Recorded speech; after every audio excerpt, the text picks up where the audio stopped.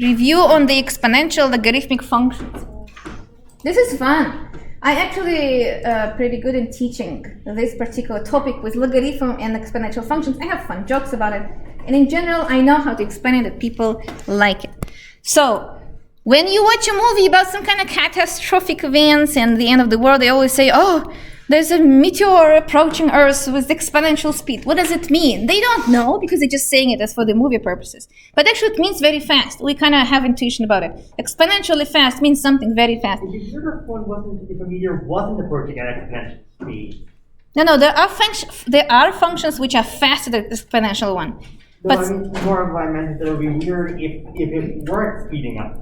Oh, yes, that's true. Just, gravity. So, exponential functions, they are factorial functions and so on, but exponential is one of the fastest ones. For example, we do know the function 2 to the x. And then if we start plotting 2 to the x, how do we plot functions if we don't know how they look like? Well, I'm using graphing calculators. That's cheating, okay? Usually scientists, they plot numbers. If I plug 0, what is 2 to the 0? 1. So at 0, it is over here, 0, 1. If I plug 1, it will be 2. So at 1, it already becomes higher, 1, 2. If I plug minus 1, let's see what's going to happen at minus 1. What's happening at minus 1? 1/2, because 2 to the minus 1 is 1/2. So it shrinks over here. If I plug minus 2, it shrinks even more. It's going to be 1/4 now. So seems like it's shrinking on the left, but increasing on the right. That's exactly how exponential function looks like. It is small on the left and then becomes very large on the right. If I plug 10, I'll have 2 to the 10, which is a pretty large number already. So it grows up very fast. And that's why exponential growth means something is fast. Is there a horizontal asymptote on 0? Very good, it is. Yeah, we're gonna do it right now. So, in general, let's do the general case. Very good point. You see, you immediately notice there is a horizontal asymptote. In general, the function f of x, a to the x, is called an exponential function. Why it's called exponential function? Because the base is a number. This is your base, right? The base is a positive number. Also, let's not have 1, or it's not interesting. 1 to everything is 1 or so. But exponent is a variable. So compare. Polynomial is x to the a. That is like x squared, x to the 5. That is polynomial. Versus a to the x. That is exponential. Polynomial functions are also increasing, but not as fast as exponential functions. I'll show you the difference of speeds later. But see the difference. The base is the variable versus the exponent is the variable. If you want to compare salaries, you won't have exponential growth for your salary. X is changing even a little bit. Exponential function changes very fast. Then we have two possibilities. If, depending on a is positive, but a still can be a fraction or not a fraction. Not a fraction is when a is greater than 1. So it's 1.5, 2, 3, 7. Then exponential function is something we got used to see quite a lot. It's small first and it grows up really fast. And goes through 0, 1. But if a is a fraction between 0 and 1, that's a fraction basically, what happens? For example, 0.12x or like 1/2 to x. Then the higher your x, the more your exponential function shrinks. So it's going to be the other way around. It will flip. It's actually it's reversed, like so. So now when x is huge, 1/2 raised to the huge power, it's 1/2 times 1/2 times 1/2 times 1/2. You keep cutting halves, your pizza. Keep cutting halves and halves and halves. So it's shrinking. because the base is a fraction. So compare 2 to the x versus 1/2 to the x. That is the difference here. Still crosses through 0, 1. Very good point. Still crosses 0, 1. And just like it was pointed out in a second ago, both have vertical asymptote. X equals 0. This is a vertical asymptote.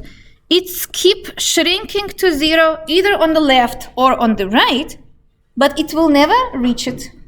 Oh, it's not x equals 0. And it's not vertical.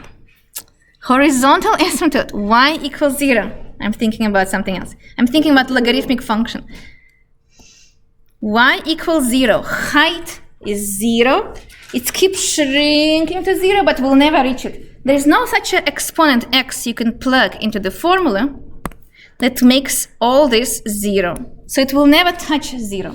That's interesting. Now. Was negative. Oh. You discovered that if it's negative, it can become a fraction. Negative, we don't allow a to be negative. If x is negative, like you said, it will be 1 over. Yeah.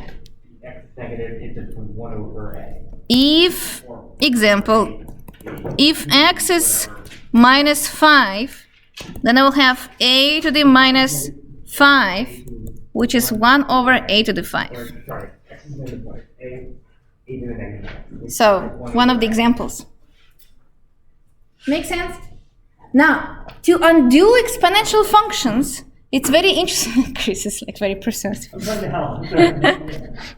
But you can ask after class as well. Sorry, I was just trying to give a quick explanation. Logarithmic functions were created. Oh, it says right now. Logarithmic functions. Logs were created to undo exponential functions because sometimes we want to solve for this x. So let me write down like so. If, let's call it y equals a to the x, then what is x? And it is actually not an easy job to solve for that. So if you know the speed of the comet approaching the Earth and we're about to die, and it says it approaches with time t over here, well, what do you know? Wouldn't you want to know how much time it's left? So you want to solve for this input. But it is hard. People are like, no, I don't want to. I would like to know if I have time to eat one more piece of cake, okay? But You will always have time. to solve for x, logarithmic function was created as an inverse function. Inverse function x gives you logarithm. A was base, so a will stay the base. Y used to be output, now y will be input. Inverse functions, the whole idea of the inverse function is to undo each other. So sine and arcsine, tangent and arctangent, x squared and square root of x, they're undoing each other. So your input solves for the output now. Input used to be hidden, now it became output and you can solve for it. Inverse problems are famous problems, some of them deserve Nobel Prize. For example, you already see the result of the tumor on the human's body. It would be nice to know what caused it. We now know it's the mutation causing it, but it would be nice to know before it happens. That's the inverse problem. If someone solves the inverse cancer problem, they will deserve a Nobel Prize for that. So some inverse problems are famously known and very challenging. One of the coolest inverse problems was to know how old the Earth is. So we don't know how old the Earth is because we cannot just roll back in time and see how it was born, right?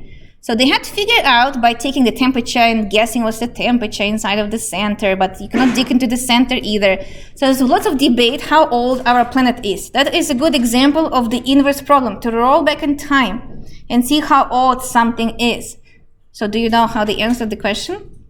They originally thought the Earth was very young because they call it a potato in the microwave problem. If you put a potato in the microwave and heat it up, it will be cooling down with the cooling equations. It's called cooling down equation with respect to the temperature outside and inside. And And that's how they thought. If we know the temperature of the core of the Earth, we know it's cooling down. So I guess that's the same equation we can use to see how old or young the planet is. So that's how they calculated that the Earth is this years of long. They did not match with the biologist results of how old the mountains are. They are much older than it was decided.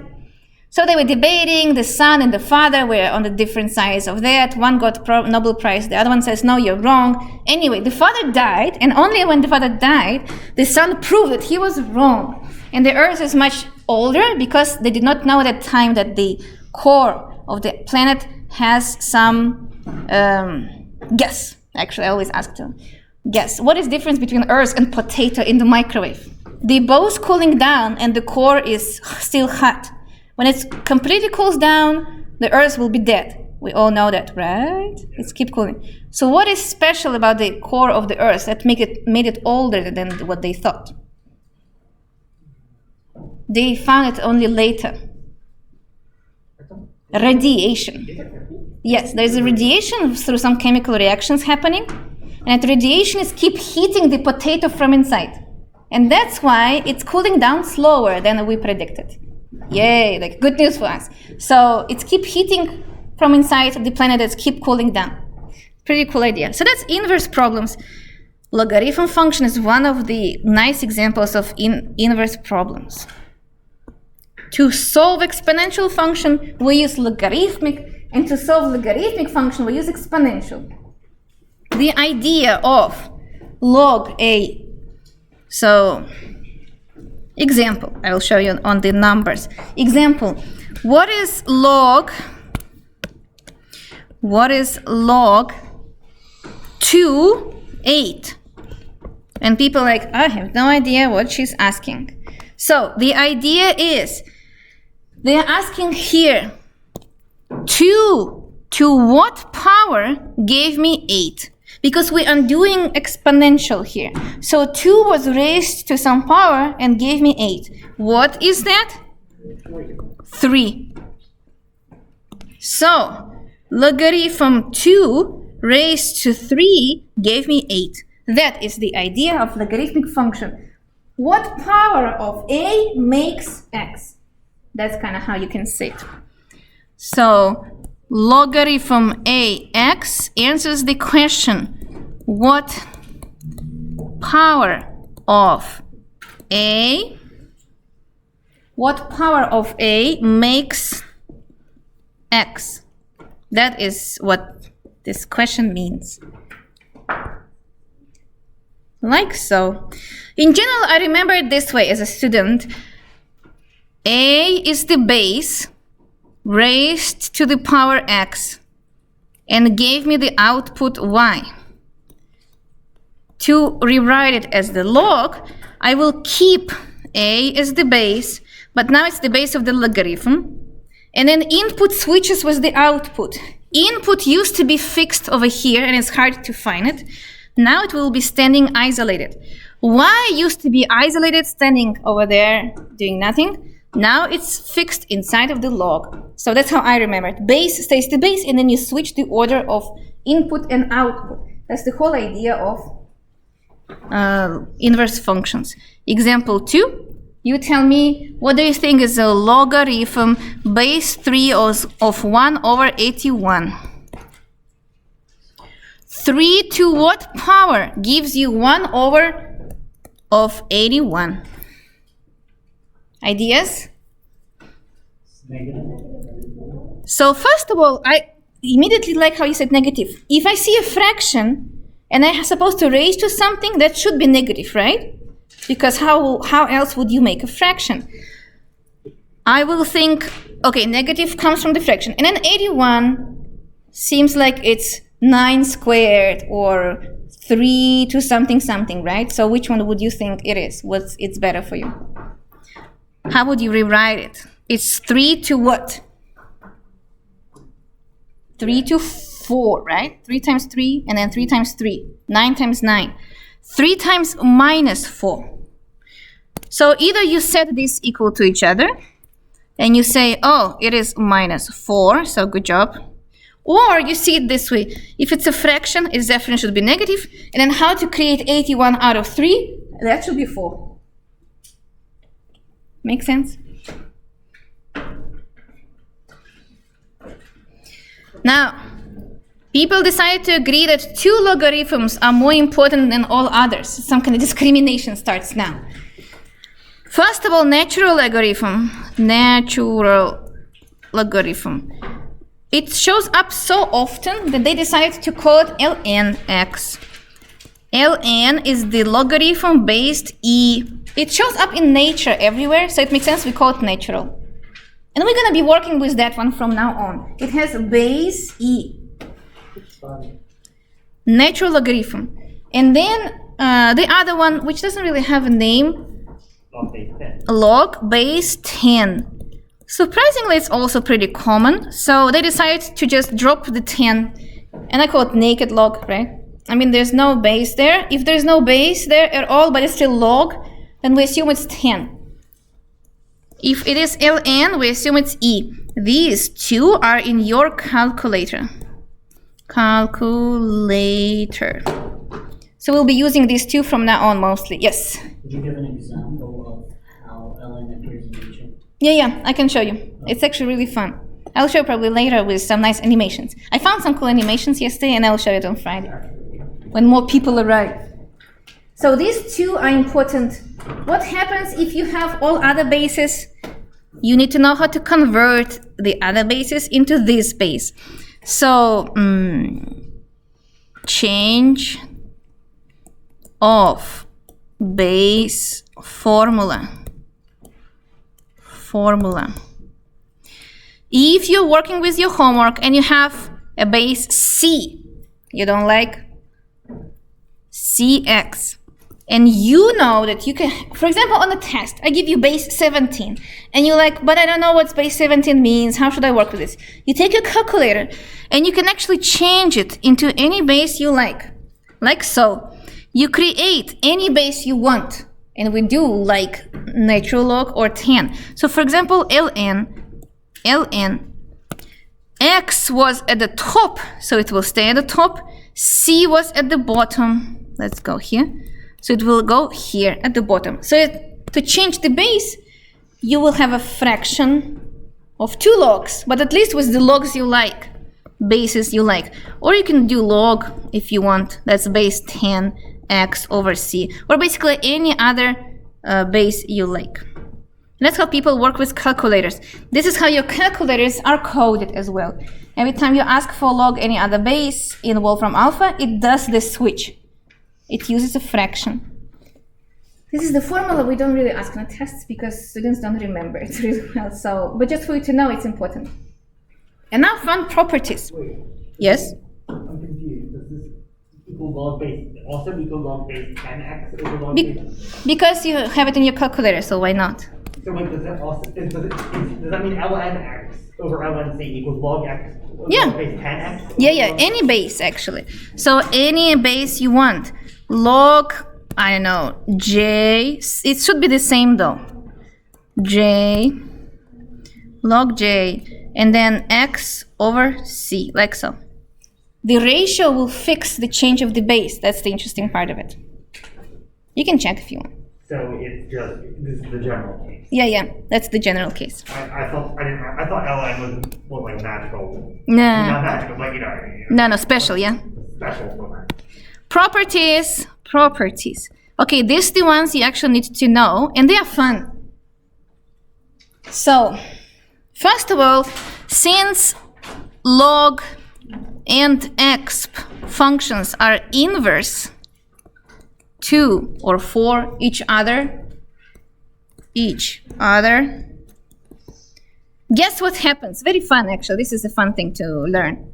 So if you have a log base a, and then inside of the log you have a to the x, then log with the same base undoes exponential function with the same base and spits out the input x. Pretty cool. And that's what we're going to be using quite a lot. When I want to get that x, I'll just applying log and it gives me the x. So they undo each other. Same with exponential. If I'm raising to the exponent log with the same base x, it also gives me x. So this and this is the same because log undoes exponential function. An exponential function undoes log. There's a weird example in the business calculus book, the only book I saw this example in. Inverse functions is when you are getting up in the morning and you like standing naked and you start dressing up. There's an order how you do it. I know, right? It's kind of weird. So you put your underwear first and then your pants and then say your socks. Inverse function has to undo it with the same order. So you first take your socks off, then your pants, then your underwear. The result will be whatever you started with. Your input and input will be from the beginning to the end. So you was naked, you'll end up to be naked. Same here. You had x at the beginning, you apply the inverse, it will give you the same x because it will undo the process you just did. Right? Business school. That's so I always laugh at this example when I see it. Now, x should be positive though if you work with logs. So that's the restriction because of the logs. Then, using this idea, can you tell me what happens with ln e to the x? How do you know? Because ln is the log base e. Because ln has base e. So e to the x and ln x, they undo each other. What happens with e raised to the ln x? X. So that's a special case. Same with log base 10, as you understand.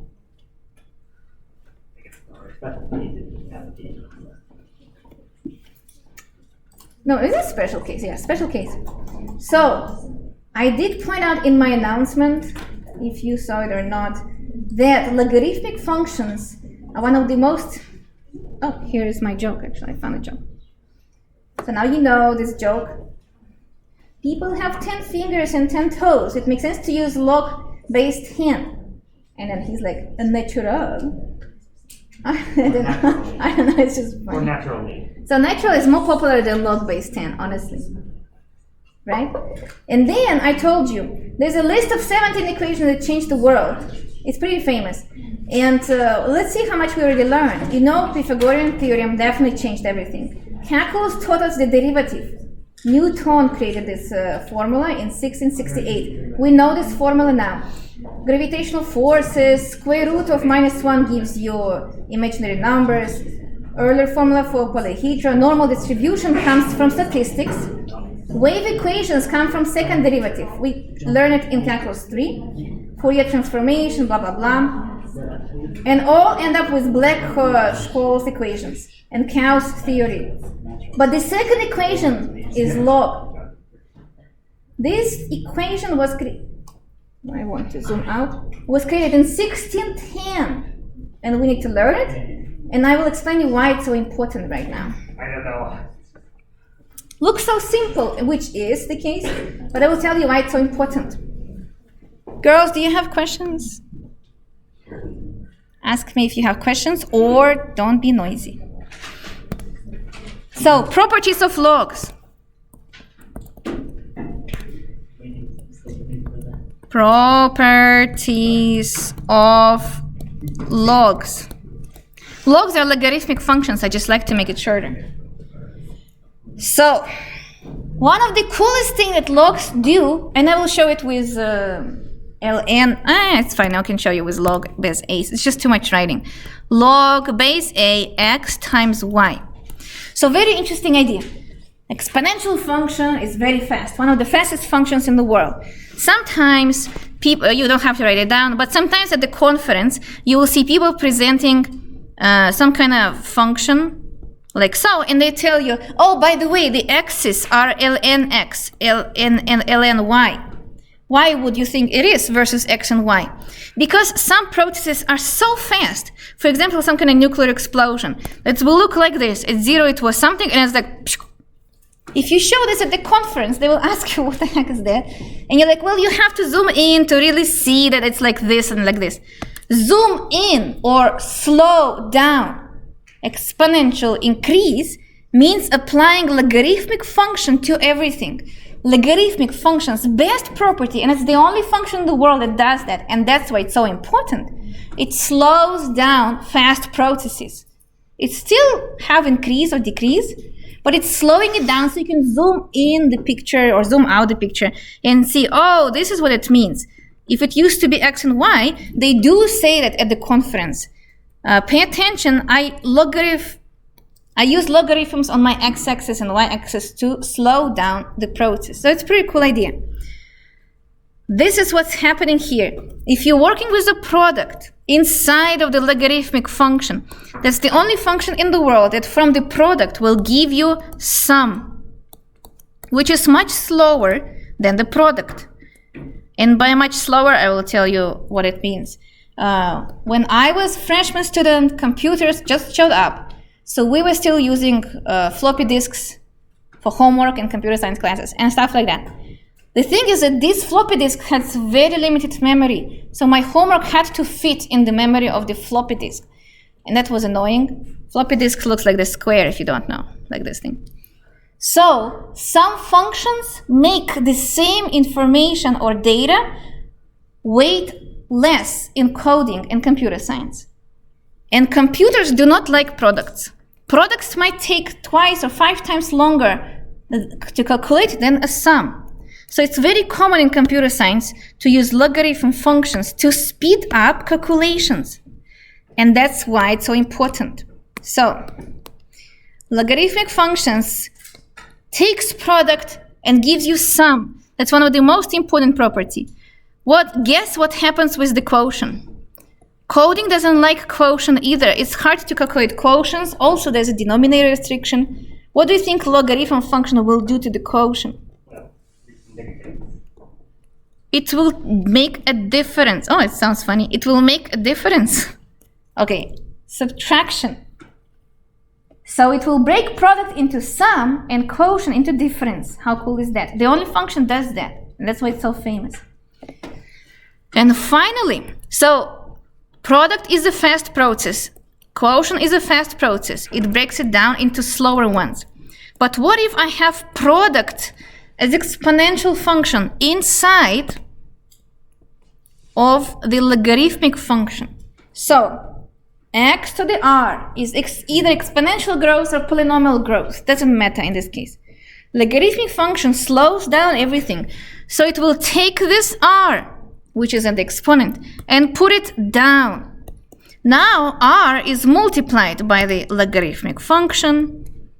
And now it's just logarithm base a of x multiplied by r. And you can always put it back if you want. So from product to sum, from difference, from quotient to difference, and from exponential into product. Computers hate exponential functions. It takes days and days to calculate exponential processes. Logarithmic functions speed it up. That's kind of the cool idea here. And let's do the example. So this is what we will be testing you, because it so commonly happens in nature, biology, and medicine. And I'll show you next time cool examples. That you need to know these properties, and they are pretty fun. Okay, doesn't matter. I will just make it by hand. Yes. Example.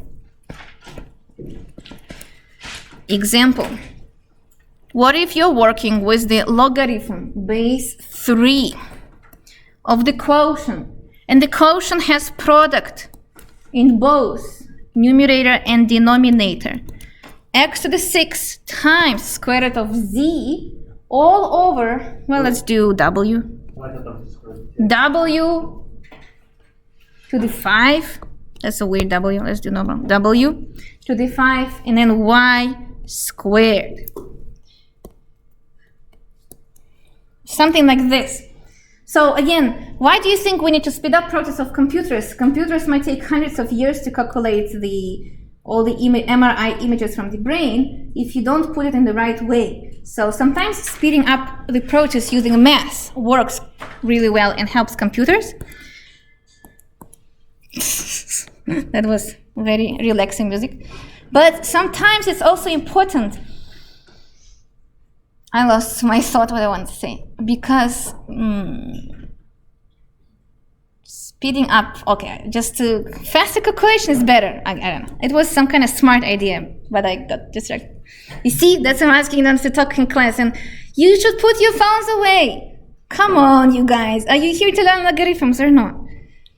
So, this is how you should see it. People are like, no, we're not, we're tired. Base, keep it the same. Now, see it this way. Whatever was at the top will be now going first in the difference. Remember, when you see a quotient, you will have difference of logs. So this orange part is here. Blue part was in the denominator. So it's going to be belonging to the second log over here. Log minus log, base 3. You have to keep the same base. Because it used to be a quotient, top minus the bottom. Now there's a difference instead, log minus log. Each log has product inside. So I can also work on that. X to the 6. So each has product. Look at that, product 1 and product 2. X to the 6 plus log of square root of z. Like so. Minus. So let me stop for a second. Do you see what I just did? I broke this log of the product into sum of two logs. I will put it in the brackets. And this is my brackets. Log of the product is sum of logs because it slows down the processes and product is too fast. Minus, let's do the second bracket. It's over here. Log base 3 w to the 5 plus log base 3 y squared. Closed. I broke down log of the product into the sum of two logs for the second log as well. Make sense? That's going to be your homework. It's kind of a boring part of the log and exponential function homework, but it gets much more fun after this. But at least it's more or less straightforward. Last thing left to do, computer does not like these exponents. We can get rid of them. How? The property, so let me even number. The first property was property number 2. I actually did number them, remember? 1, 2, and 3. Quotient gave me difference. The second property was property number 1. Product, each product. Inside of the each log gave me sum of two logs every time. Finally, property number 3. Property number 3 says, if you see the exponent, put it down in front of the log. And by putting down, I mean multiplying. So it will be 6 times log 3x for the first log. See, the 6 just was kicked down. Kicked down. What do you think is going to happen with the square root of z? 1 over 2 in front. Do you all see that? This is 1 over 2. 1/2 will go in front of this log base 3, and now z has no exponent there. What do you think? Right? Minus. 5 log. Minus. Keep a parenthesis. 5. Take this 5, put it down. 5 is now multiplied by the log 3w plus 2. Put it down. 2 is multiplied by the log 3y, and this is the answer. You can simplify the, if you want the signs, doesn't really matter. But the idea is, I just remembered what I wanted to say before I got distracted. When you type in the password in your Chase account or Wells Fargo account, there's a whole interesting idea behind how fast you want your computer to recognize your password. You don't want to wait there for like 3.5 minutes for the password to load. But password should be also complicated enough for other people not to break it into the system. And this is what mathematicians do. We do optimization problem of how fast the password should be found by computer, decode it, uncode it, locate it, code it back, put it in, versus how easy it is to crack the password by others. Logarithmic functions, they do slow down the processes and make it complicated for people to crack your password. But you also know that this process is fast. It takes a couple seconds, right, for the bank account. So these ideas are always used in all the decoding studies, and cryptology. Cryptology is also done by mathematicians. So it's pretty cool idea. Huh? Cryptography, thank you. I like something doesn't sound right at the end. Cryptography, yes. Questions about this? Can you do this for your homework? I think it's not too bad. And we're gonna do more, so just let's have more stuff. But I think it's good for today. Friday we have a quiz. Don't postpone your homework. And if you come to class, try to pay attention, people. Or else, what's the point?